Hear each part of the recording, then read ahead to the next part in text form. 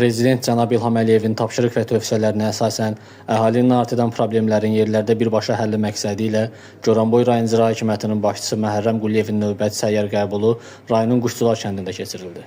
Qəbulda rayonun hüquq mühafizə orqanlarının, idarə, müəssisə və xidmət təşkilatlarının rəhbərləri iştirak etdilər.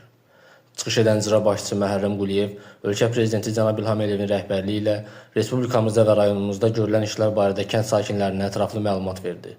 Bildirdi ki, regionların sosial-iqtisadi inkişafına böyük diqqət yetirən dövlət başçısının hərtərəfli qayğısı sayəsində zamanla bütün problemlər aradan qaldırılır və əhalinin rifahını yaxşılaşdırma istiqamətində görülən işlər davam etdirilir. Sonra kənd sakinlərinin müraciətləri dinlənildi. Hörmətli Quşçular kənd sakinləri bugün qrafik üzrə sizinlə görüşə gəlmişik. Sizdən xahişim, mən evi istəmirəm. Mən sizdən xahişim oldu ki, bana bir tane maaşı verəsiniz. Çabuk çökürdü.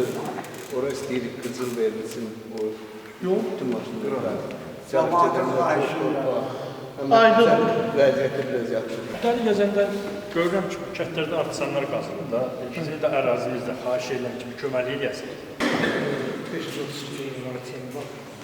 Ortadan da uzun müddət qamaq qoyulur.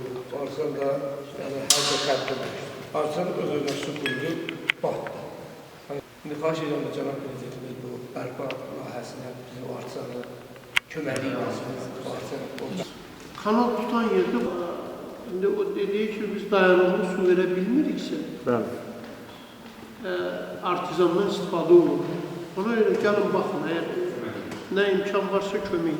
45 hektardır, 24 dənə də ailəyə məxsusdur. Aydın. Bizdə bu təhlükəli ağaçlar var, bolog ağaçlar. Hamısının da altından, böyründən yüksək gətirili elektrik naqilləri keçir. İndi o təhlükə elədir. Eğer o ağacı budamaq lazımdırsa, bunu dərhal ekoloji məktub hazırlayırsınız siz.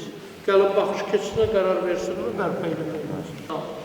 O milli festival kəndi, o bizim yaşayış yerimizin üstündə qəzalar olacaq. Tüm məntəqəsini, Quşçular kəndə tüm məntəqəsini tikilməyini sizdən xahiş edirəm. Bir nəfərə verirsin. O bir nəfərə orada yolda həm qorxu edəcək o taraf verir. Həm də ki, o daimi bir adama nə üçün qoyulur? Yəni, onu verirsin, bir də kənd cəmatına bölünsün, o da hər bir nəfərə verir. Cəmlərdə çox təhlükə olur. Bu yol qırağında, yaşayış yerində yüksək maşın sürəti olur. Orada da sizə xahiş edirəm ki, orada bir ıznaqsaq qayıya, yəni yol xidmətlərinə lazım. Görüşdə iştirak edən sakinlər müraciətlərinə əsaslıqla yanaşılmasından məmnunluqlarını bildirərək, yaradılan şəraitə görə ölkə rəhbərliyinə minnətdarlıqlarını ifadə ediblər.